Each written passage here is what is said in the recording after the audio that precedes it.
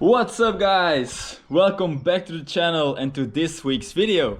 It's again an exciting episode because we're going to mount the Vestatec spoiler onto the car to make it look awesome. I hope you stick with me.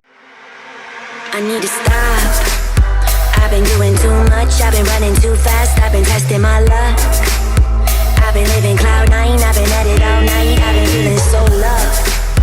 I've been waking up lit, I've been making up shit, I've been spilling my guts. I've been feeling so blessed, but stressed all day, so what?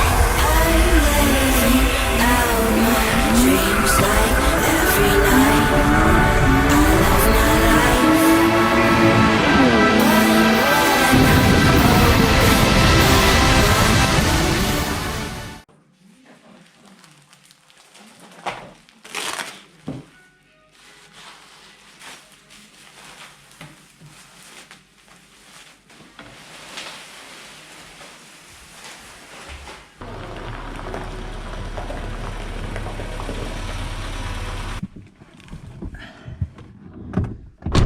So it's a replica from fiberglass. Got it from a guy in Russia.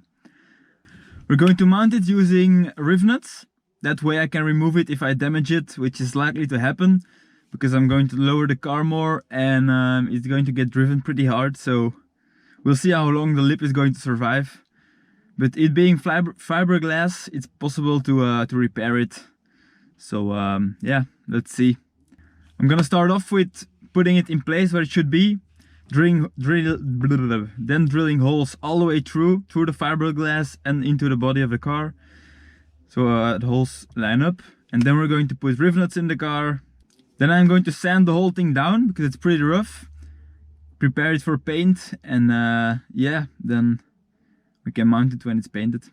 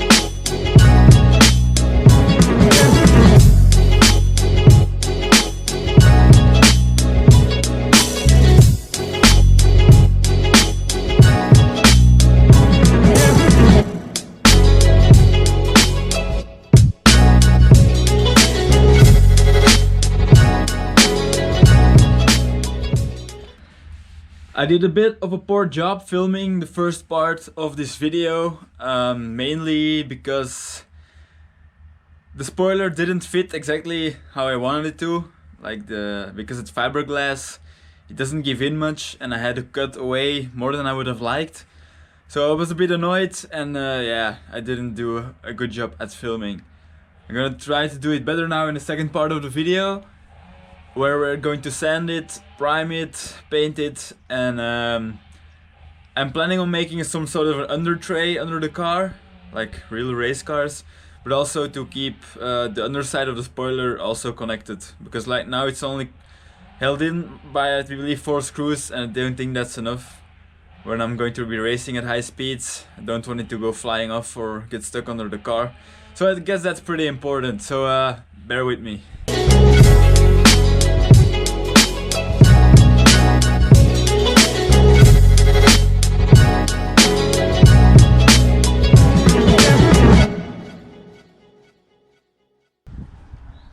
I'm done sanding now.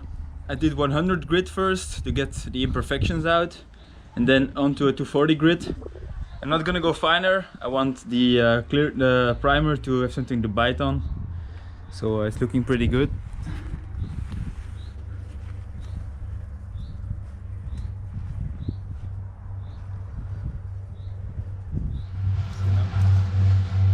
So we're gonna do the primer now. I have this stuff, Motip plastic primer. Not high grade stuff, Motip. Sometimes it's good, sometimes it isn't. It's a plastic primer, so for all plastic surfaces. 2 thin layers, and then I'm gonna use the same paint, the same color paint that I have made for fixing my fender. So to have a good color match.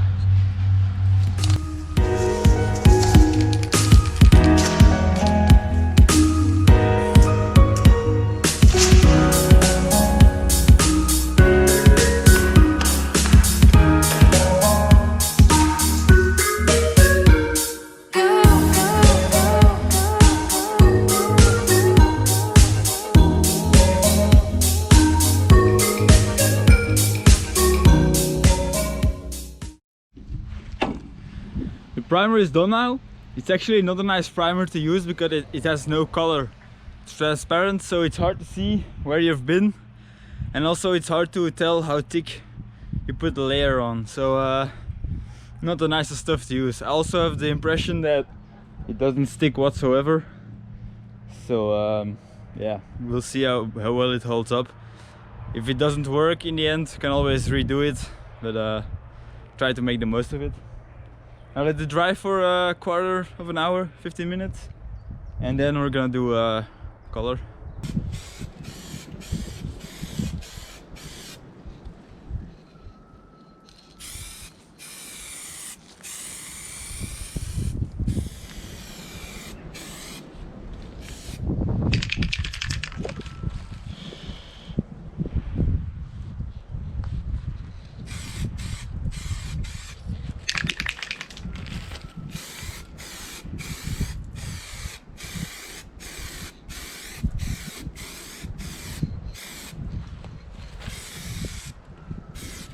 The wind is giving me a hard time to spray in between the ribbons. Don't know. So I sprayed the underside now. Gonna let that dry. Then put it upwards and then spray the rest. I think that's gonna go better. So I see you in a couple of minutes, hours. I don't know.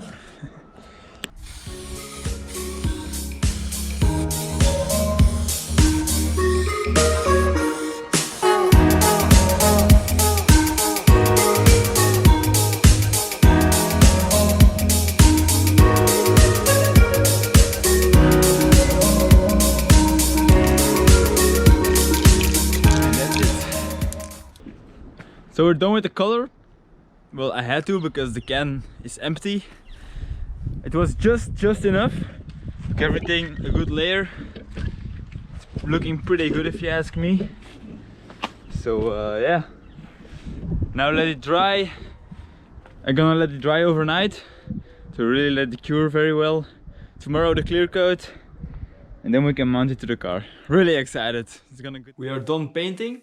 I didn't film doing the clear coat because it's just not interesting to watch. So the spoiler is right here behind me. I'm gonna show you in a bit what exactly I had to do, how I had to trim it to make it fit. So first of all, this side, it's the back, as you can see, the back plate.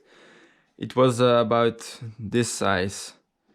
So because it was so big, the skirt of the car was in the way, and so I had to cut this part out to make it line up with the skirt of the car. So it comes, it fits on it from the side, not behind it as I thought it would.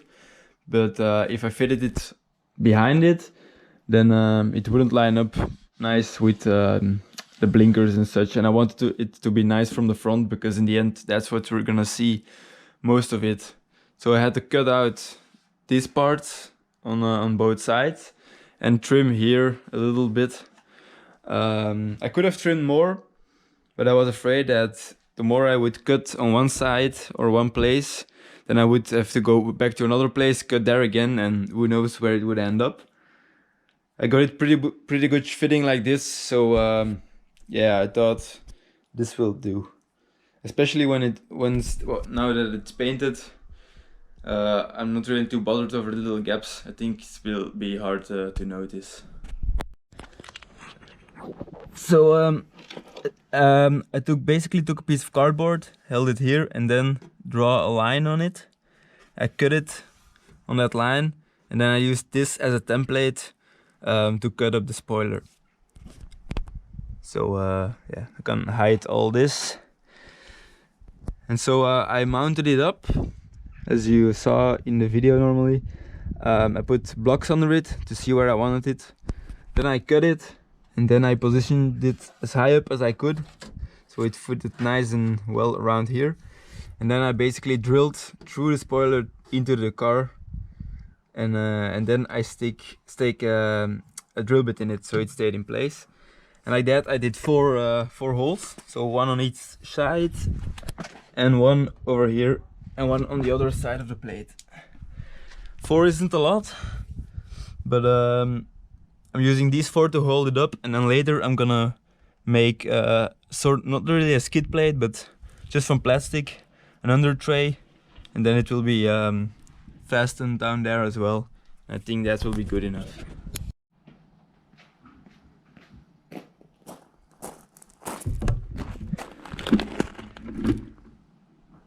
I made these little guys. They're spacers, because the way I'm going to mount it here, see, I made the hole right there. I have to bridge the space behind it, so it's about 1 centimeter. So I had this laying around. They are spacers. I cut them down to size. It's gonna sit like this. That way when I tighten it, I don't bend everything inwards or break it. So this sits pretty much flush against the body of the car.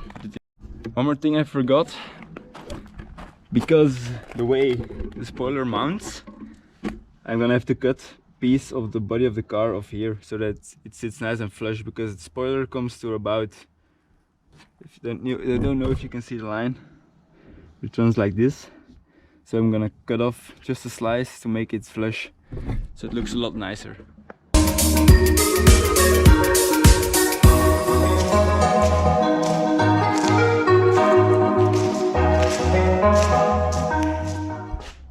And here we have it. Oh yes. Looking really nice. Finally the front looks a bit badass. I love it. It needs to come down, the car. As you can see, it's pretty high. I thought the spoiler was going to be lower than it is, but maybe that's not so bad. Because yeah, I don't want to wreck it the first day I drive it. Yeah, I think it's looking really good, and the color matching pretty well. Yeah, it's a bit dirty. As you can see, a nice fit around the lights. So yeah, maybe later on put another screw here, but as long as I don't hit anything, it's gonna be on there pretty well. I'm thinking of painting the screws black. That way they don't stand out as much, because now they catch the sun. But yeah, that's not a lot of work. Just make those black. But yeah, I really love how it looks. I chose part of the reason I chose the spoiler is because of these two holes here. I'm planning on making brake ducts for the front brakes to cool them while when I'm going to do a track day. So that's gonna be a future video, not as soon, but that's another one of the things I'm gonna do with this car.